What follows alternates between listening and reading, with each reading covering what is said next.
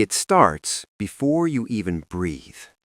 You were born in a private wing of George Washington University Hospital. This wasn't just any hospital wing. 3 months before your due date, Secret Service agents had already locked down the entire floor. Every door was guarded, cameras in the hallways, eyes always on you. Before you could even cry, before your first breath, that place was already a fortress.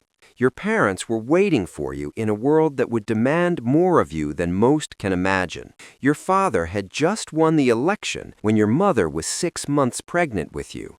So even though you hadn't arrived yet, the world had already started turning its gaze toward you. The doctor who delivered you? More background checks than most CIA operatives. The photographer who captured your first cry? That picture would be worth 6 figures at an auction someday. And within hours, your name was trending worldwide. By the time you were 4 days old, you had already been seen by more people than most celebrities will reach in a lifetime. It's not a life you ever asked for, but here you are, with a name that means something more than just your own identity. The world already had an opinion about you, and they were ready to write your story, whether you were ready or not. Growing up in a fortress. Your childhood unfolded in a house that could have easily been mistaken for a palace. The White House, with its 132 rooms and 35 bathrooms, a bowling alley, a movie theater, and a basketball court. But none of that mattered, because while it looked grand from the outside, from the inside, you could never really leave. Every room had cameras, every hallway had agents. You weren't allowed the luxury of feeling normal. No one was. Your existence was constantly being observed, analyzed, monitored. At 6 years old, they gave you a code name, Firefly. You thought it was cool at first, a secretive nickname. But then you learned it wasn't just a nickname, it was a tactical designation, something to keep you safe, something that reminded you every second of every day that you weren't just a kid, you were a national security asset. Your life from that point on wasn't about playing with toys or running around with friends. It was about constantly being guarded, watched, and protected. The people who surrounded you, the ones who took a bullet for you, didn't do it because they loved you. They did it because their job required it. It was an unspoken truth you understood all too well. You weren't just a child.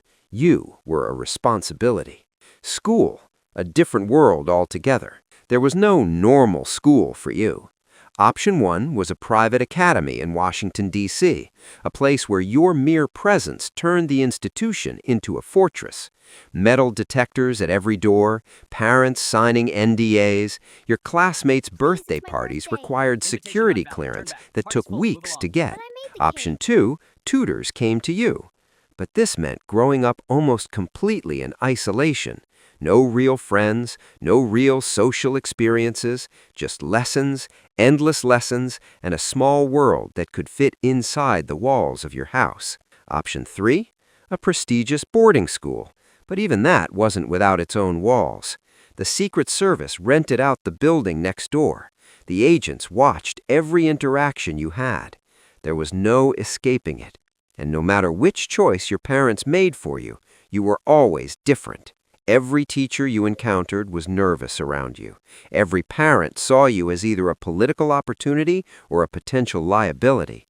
Your classmates either wanted to be your friend for the wrong reasons, or they hated you because your parents hated your father.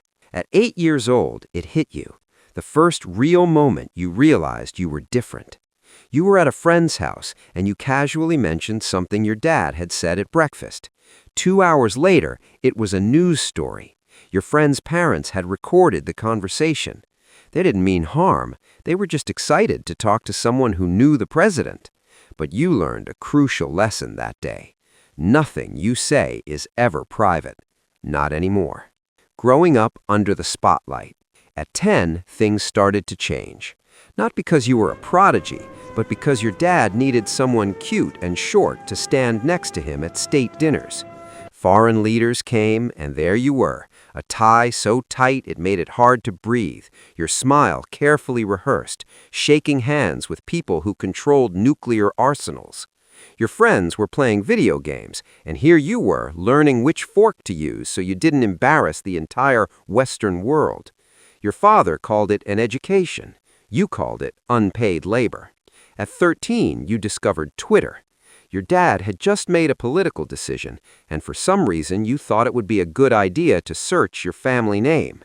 40 minutes later, you were lying on your bedroom floor in the middle of a full-blown existential crisis. The things you read, things no teenager should ever read about their father, had torn you apart. When you tried to bring it up at dinner, your father sighed and told you, "It comes with the job." Your biggest political decision so far had been picking the ice cream flavor at your cousin's birthday, but somehow you're pretty sure someone out there would have a strong opinion on that too. Adolescence became your escape. The one place you could be you was online gaming. No one knew you were the president's kid. No one cared. For 3 years, your best friend was a guy from Texas who called you a noob. He didn't know who he was playing with, and that felt real. It was the most honest relationship you'd ever had. Your first real girlfriend? That was different. Her entire social media history was torn apart within 48 hours. Her parents' voting records were examined. Pundits debated whether she was appropriate for you. And just like that, it ended. Not because you fought, but because the pressure became too much.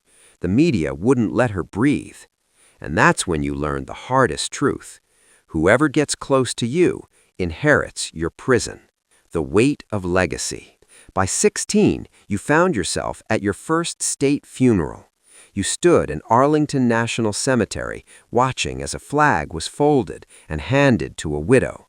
You had never met this soldier, you had never met his family, but you stood there, feeling the weight of the moment, and you realized you didn't know what to do with the widow's gaze.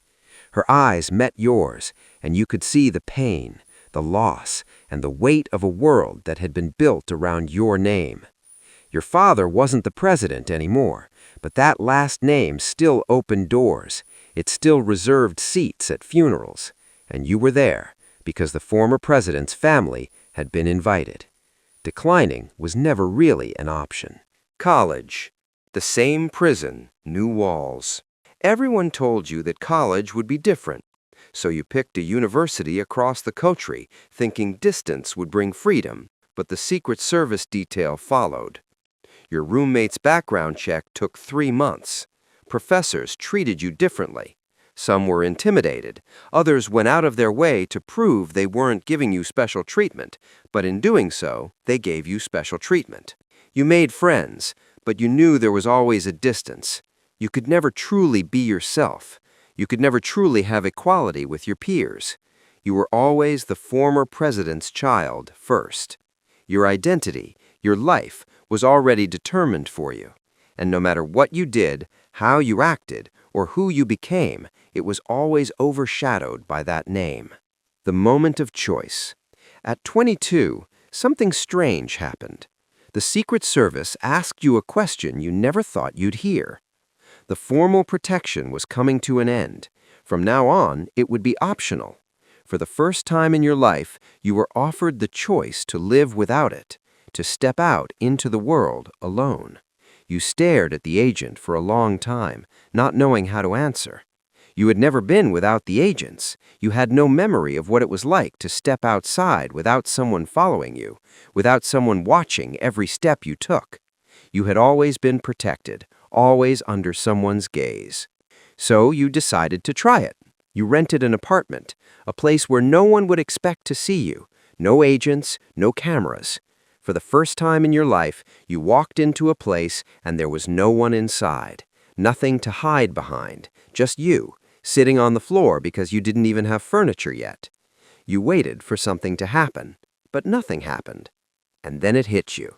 You didn't know what to do with silence. It was supposed to feel like freedom, but instead it felt like an empty room you didn't know how to furnish. The quiet was suffocating, because since the day you were born, there had always been someone just 40 meters away, watching, monitoring, ensuring you were safe, finding a different kind of freedom.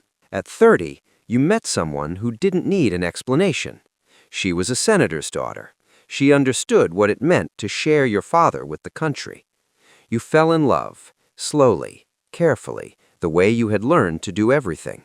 It was the first time you felt truly understood. But even then, it didn't fix everything. You still carried secrets you couldn't share. You still lived in a world where silence wasn't peaceful, it was unsettling. And yet you knew something had changed. You were finally beginning to understand that freedom wasn't about the absence of agents. It was about accepting the quiet, the isolation, and learning what it truly meant to live on your own terms. The ultimate choice. You visited your father one afternoon, just a normal visit. He opened the door himself. No agents, no aides, just him and slippers. You hadn't seen him like this before. He seemed smaller, less sure of himself.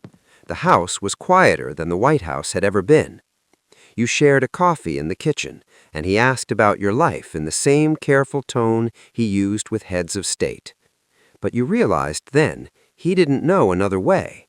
The life he had built, the walls he had put up around his family, had taken something from him, too. You wondered if he ever really understood what it meant to live without the constant presence of security. When you left, you saw him standing in the doorway, watching you go. And you couldn't tell if it was a father saying goodbye to his son or a man who had forgotten how to be anything other than the president's father. This was your life, the life of a president's son. A life where every day felt like a balancing act between duty and desire, between public expectations and private identity. But in the end, you realized something important. Maybe the greatest rebellion you could ever make against your destiny was simply choosing to be happy. And that's what you were starting to figure out.